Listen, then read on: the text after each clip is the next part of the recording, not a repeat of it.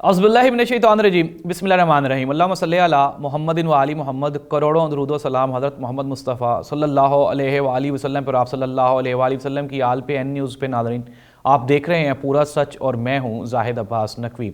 Nadreen, एक मरतबा फिर पाकिस्तान तहरीक इंसाफ को जब 13 जमातें मिल के ना तोड़ सकें तो अब प्लान बी, जिसका हम सबको इंतज़ार था, वो एग्जीक्यूट किया जा रहा है। प्लान बी क्या है? प्लान बी ये है कि जितने मुनहरिफ अरकान थे पाकिस्तान तहरीक इंसाफ के, जिनमें जहांगीर खान तरीन, अलीम खान और चौधरी सरवर साहब सरे फहरिस्त हैं, इन सब को एक प्लेटफॉर्म पे इकट्ठा किया जाए और फिर इकट्ठा करने के बाद एक नई सियासी जमात इंट्रोड्यूस करवाई जाए जो कि NTPTI होगी। अब इसका फ़ायदा किसे होगा? ज़ाहिर सी बात है, इसका फ़ायदा पाकिस्तान तहरीक इंसाफ के मुखालफीन को होगा। वो इस सेंस में, चूँकि अब जो पाकिस्तान तहरीक इंसाफ का वोटर है वो ना ही तो नून लीग को वोट दे सकता है और ना ही पीपल्स पार्टी को, और दूसरी जानिब MQM और दूसरी छोटी छोटी जमातें जो हैं वो भी पाकिस्तान तहरीक इंसाफ के वोटर को तोड़ नहीं सकी।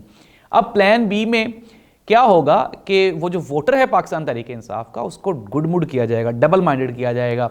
आया कि चौधरी सरवर साहब को वोट दिया जाए या फिर पाकिस्तान तहरीक इंसाफ को वोट दिया जाए।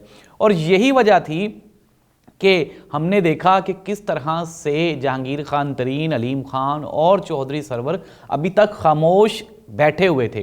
वो इस चीज़ के इंतज़ार में थे कि जब उनकी बारी आए और इम्पोर्टेंस बढ़े तो वो भी एकदम से मैदान में आन उतरें। दूसरी जानिब पाकिस्तान पीपल्स पार्टी, मैं अपने प्रोग्राम में एक बात बार बार कहता रहा हूँ कि पाकिस्तान पीपल्स पार्टी का सिर्फ और सिर्फ एक ही मकसद था वजारत खारजा लेने का, और वो था कि बिलावल भुट्टो जरदारी को इंटरनेशनल मार्केट में इंट्रोड्यूस करवाया जा सके। और फिर वही हुआ कि बिलावल भुट्टो जरदारी अमेरिका और पूरे यूरोप का दौरा करने के बाद, चाहे उनको सफारती कामयाबियां मिली या नहीं मिली, लेकिन उनको ज़ाती कामयाबियां बेपनाह मिली और उन्होंने पाकिस्तानी खर्चे पे खूब मज़े से जो अपनी फ्यूचर, जो उनकी कंपेन थी, उसको बहुत ही खूबसूरती से एग्जीक्यूट कर लिया।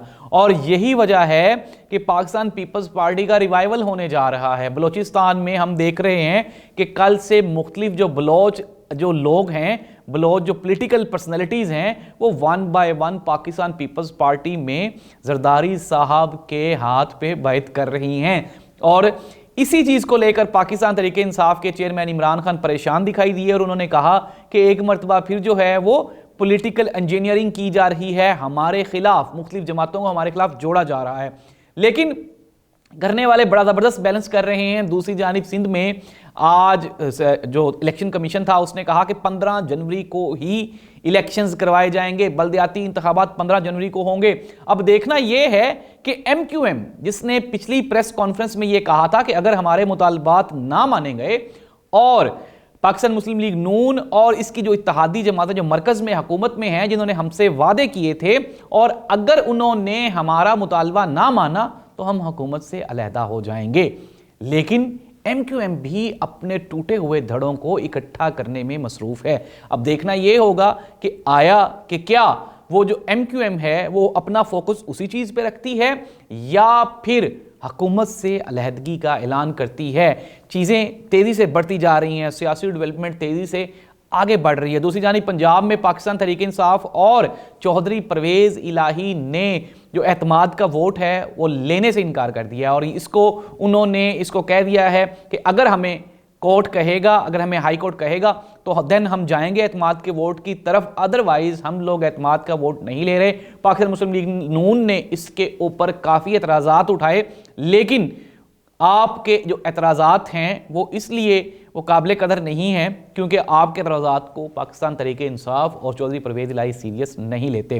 नाज़रीन, मैं आपको बता दूं कि पंजाब की जो मौजूदा सियासी सूरत हाल है, इसमें जो अदम इस्तेहकाम की सबसे बड़ी वजह है वो यही है कि अगर चौधरी परवेज़ इलाही साहब एतमाद का वोट नहीं लेते, अगर नहीं भी लेते और वो वज़ीर आला नहीं रहते, तो क्या दोबारा कोई हमजा शहबाज वज़ीर आला पंजाब बन सकते हैं? बिल्कुल भी नहीं, क्योंकि पाकिस्तान मुस्लिम लीग नून और उसकी इत्तेहादी जमातों के वोट उनकी सादा अक्सरियत नहीं है। पंजाब में वजारत आला उसी के पास रहेगी जिसके पास चौधरी परवेज़ इलाही जाएगा। इट मीन्स दैट कि एक मरतबा फिर चौधरी बरादरान की सियासत को आने वाले 2-3 महीने अरूज ही है, अभी जवाल कहीं भी दिखाई नहीं देता।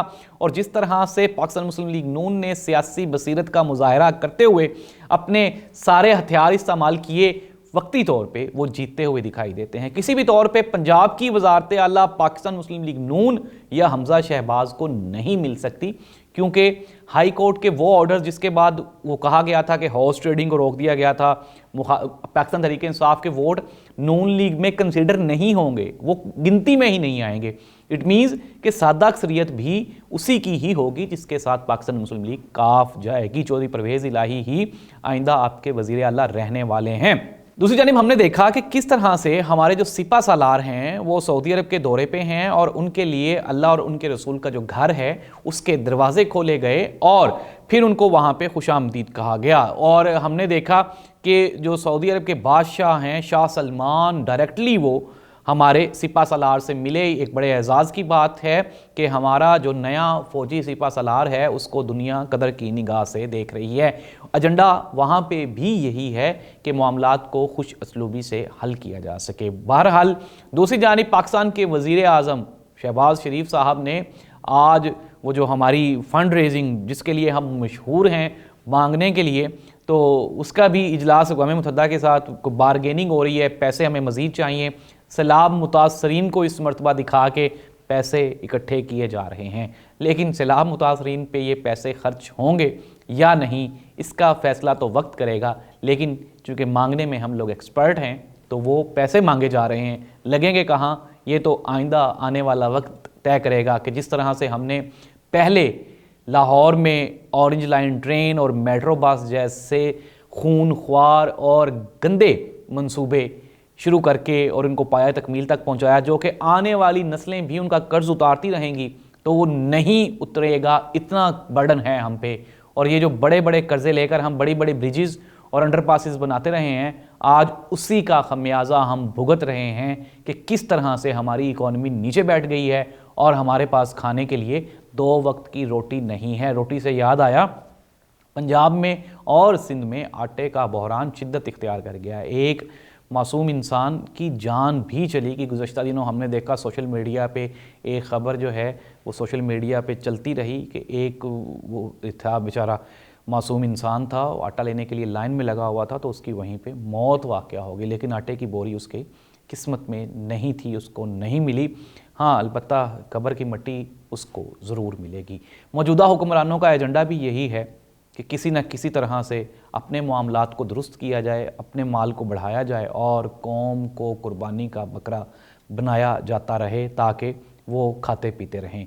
और एक जानिब पाकिस्तानी कौम भूख, बीमारी, बेरोज़गारी और महंगाई से मर रही है, तो दूसरी जानिब इसी कौम के मुंह पे एक ज़ोरदार थप्पड़ है कि किस तरह से शरीफ फैमिली की जो फरमा रवां हैं मरियम नवाज़ साहिबा, वो वहाँ से बिलियन ऑफ रुपीज़ लगा के तो वो वहाँ से सर्जरियाँ करवा रही हैं और वो ये शो कर रही हैं कि वो तो पैदा ही हुक्मरानी करने के लिए हुई हैं।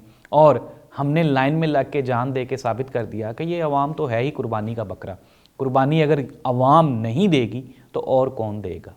ये अवाम कुर्बानी देगी और हमारे जो हुक्मरान हैं वो सर्जरियाँ करवाएंगे। हालांकि सर्जरी भी सिर्फ़ और सिर्फ स्किन को बेहतर करने के लिए, ये कोई वो नहीं था कि इसके बग़ैर खुदा न ख्वास्ता किसी की मौत वाक़या हो जाती।